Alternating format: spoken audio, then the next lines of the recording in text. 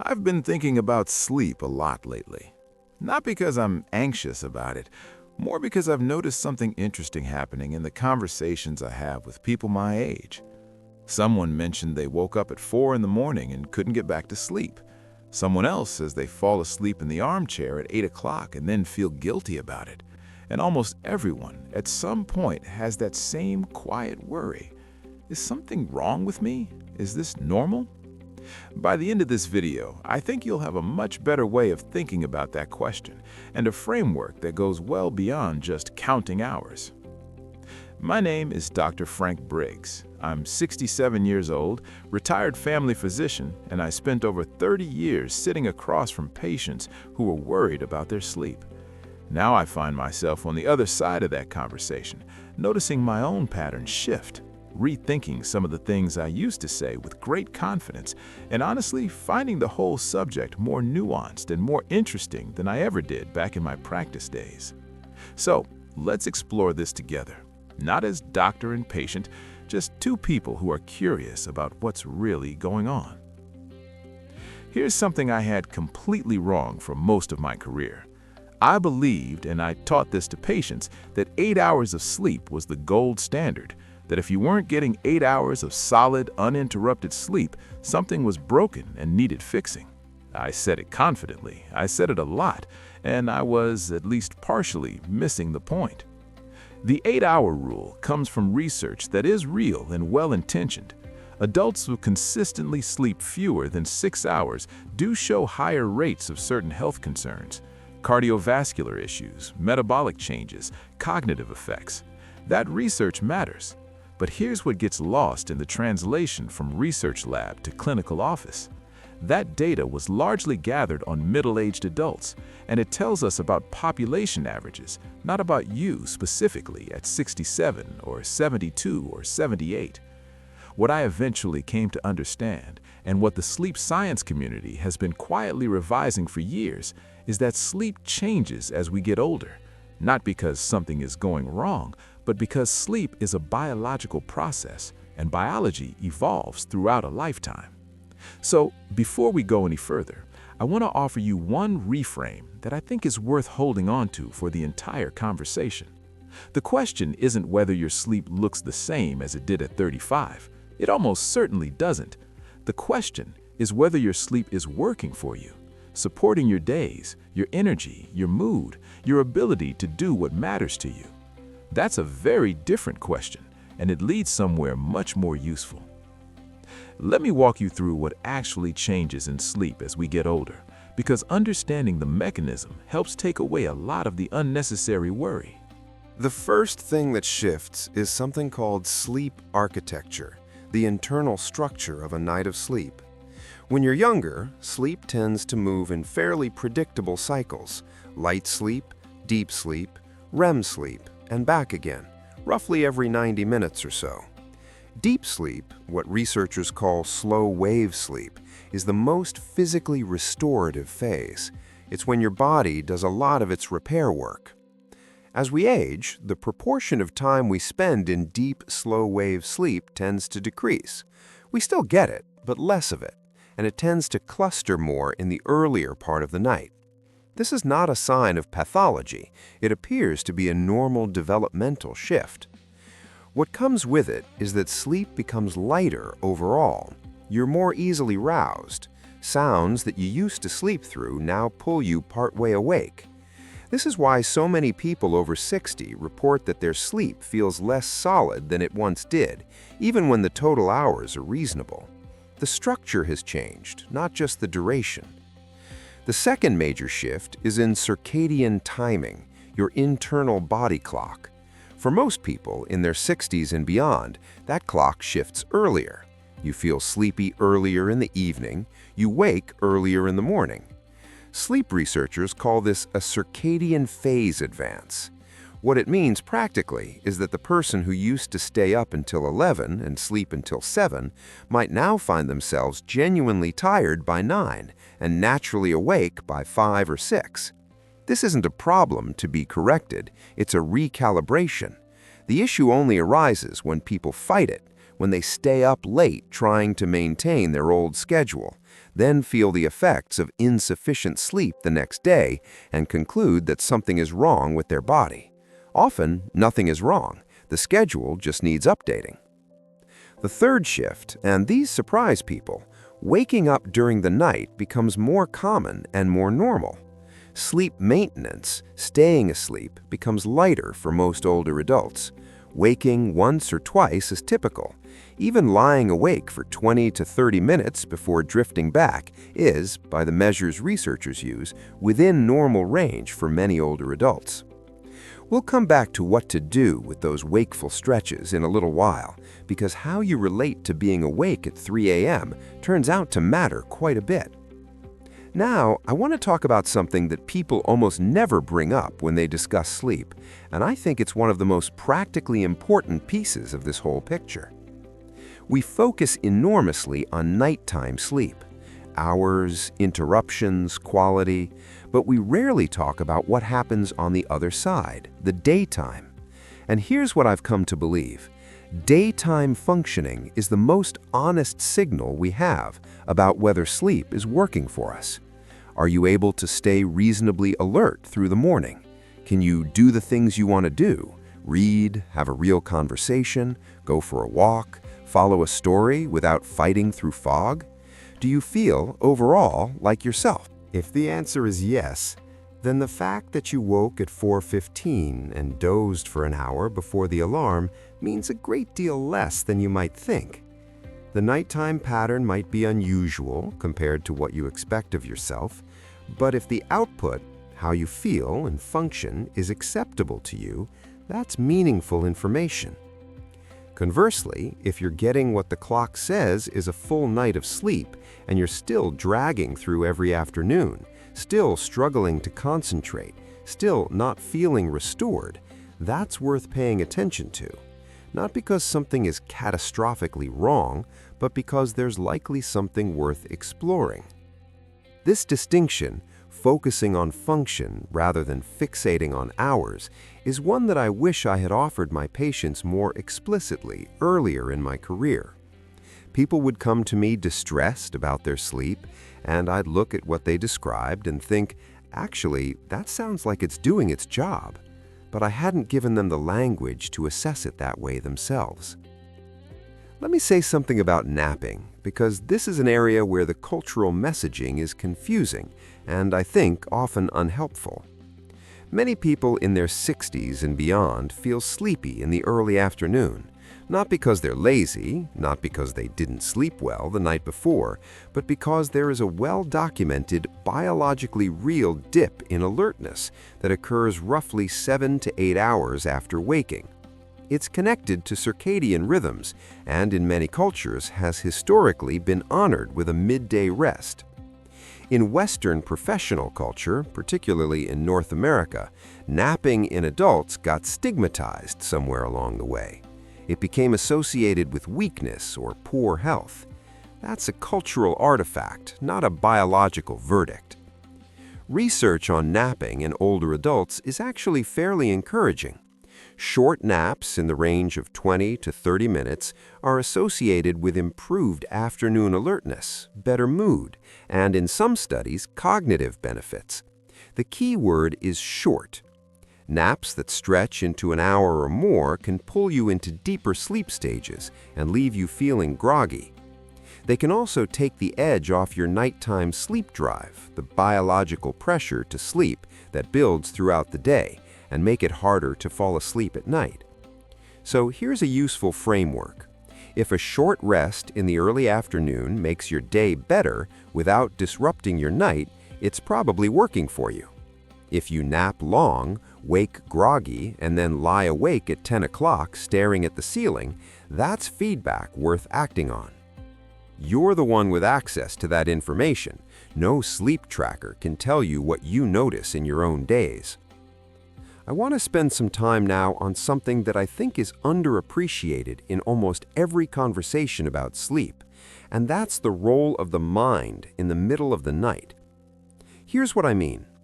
When sleep becomes lighter and wake-ups become more common after 60, something else often happens alongside that. The mind fills the wakeful gap. And for many people, what fills it is worry, a to-do list, a conversation that went wrong, a health concern, a grief that hasn't finished being grieved. The wakefulness itself isn't necessarily the problem, but wakefulness plus a mind that treats 3 a.m. as the appropriate time to solve every unresolved problem, that combination can turn a normal, manageable night into something that feels genuinely distressing.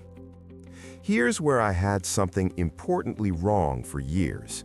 I used to think that lying awake was simply a sleep problem, a failure to stay asleep that needed a sleep-focused solution. What I've come to understand is that nighttime wakefulness is often an entry point for anxiety that needs its own attention, separate from the sleep mechanics. And the relationship runs in both directions. Anxiety makes sleep lighter and more fragmented. Poor sleep lowers the threshold for anxiety. These systems talk to each other constantly, which means that when we treat them as entirely separate, I have a sleep problem versus I have an anxiety problem, we sometimes miss what's actually going on.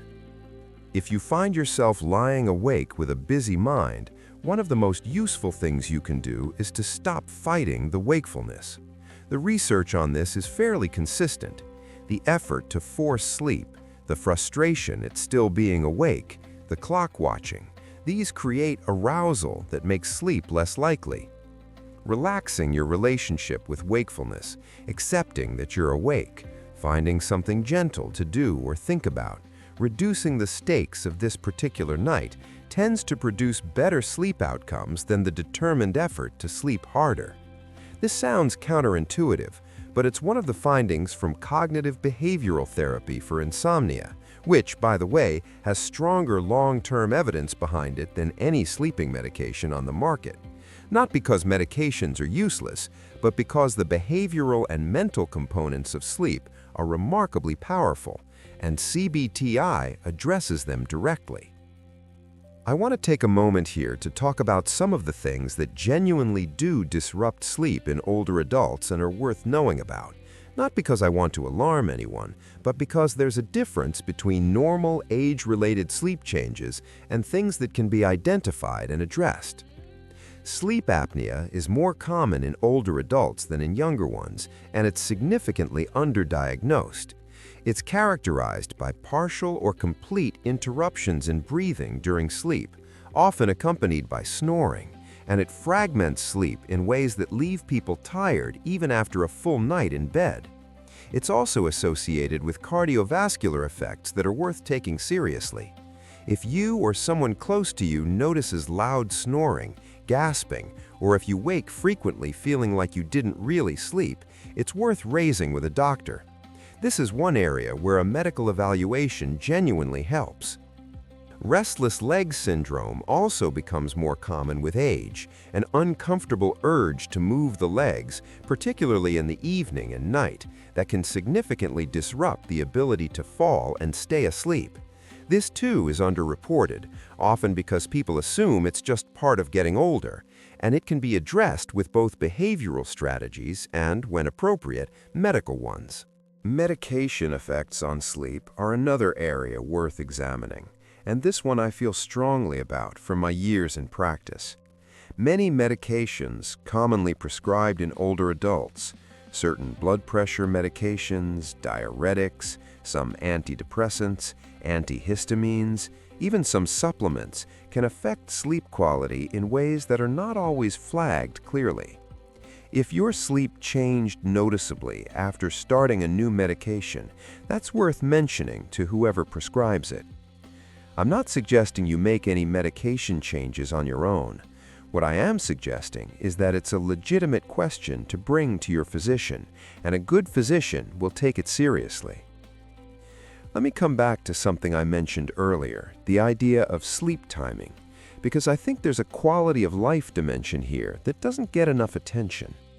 Many people who are retired or whose schedule has more flexibility than it once did find that their sleep naturally wants to happen at different times than it used to. Earlier evenings, earlier mornings, sometimes a different rhythm entirely than the one they maintained for decades while working. There's an interesting opportunity in this. Without the constraint of a morning alarm, some older adults find that they can start honoring what their body actually wants to do, going to bed when they're genuinely tired rather than at an assigned hour, and waking when they wake, without the disorientation of an alarm pulling them out of sleep mid-cycle. Not everyone has this kind of scheduling freedom, and for some people, the structure of a regular wake time is actually a useful anchor that helps maintain a stable circadian rhythm. But I think it's worth reflecting on whether you're still fighting a clock that no longer serves you. I made this shift myself about 2 years ago. I stopped trying to stay up until 10 because that's what I'd always done. I went to bed when I was tired, often around 9 or 9:30. I wake most mornings between 5:30 and 6 without an alarm, feeling rested. That schedule would have seemed strange to me at 45. At 67, it makes complete sense. My biology changed, my schedule caught up. There's one more dimension I want to explore with you, and it's the one that I think matters most of all, though it doesn't show up in most sleep articles or medical guidelines. Sleep doesn't happen in isolation. It's embedded in a life. And the quality of that life, the meaning in your days, the relationships that sustain you, the sense that there's something worth waking up for, has a profound effect on how you sleep. People who are bored sleep poorly. People who are lonely sleep poorly. People who are carrying unprocessed grief or navigating a major transition without support, or feeling purposeless in the years after retirement. These states affect the nervous system in ways that show up directly in sleep quality, and no sleep hygiene checklist will touch them. I've thought about this a great deal. I've watched it in patients. I've watched it in myself. In the months after I retired, which I had anticipated as a relief, I found my sleep strangely worse than it had been in my busiest years of practice. I wasn't overworked anymore, but I also hadn't yet figured out what the next chapter was going to be. That unresolved uncertainty lived in my body. It woke me up. It kept me at the surface when I needed depth. What helped wasn't sleep hygiene, though I certainly tried. What helped was finding shape to my days again. Purpose, connection, work I chose rather than work I owed.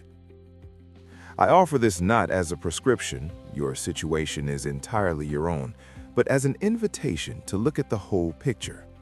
If your sleep feels unsettled and nothing in the mechanics seems to explain it, it might be worth asking what's unsettled in your waking life.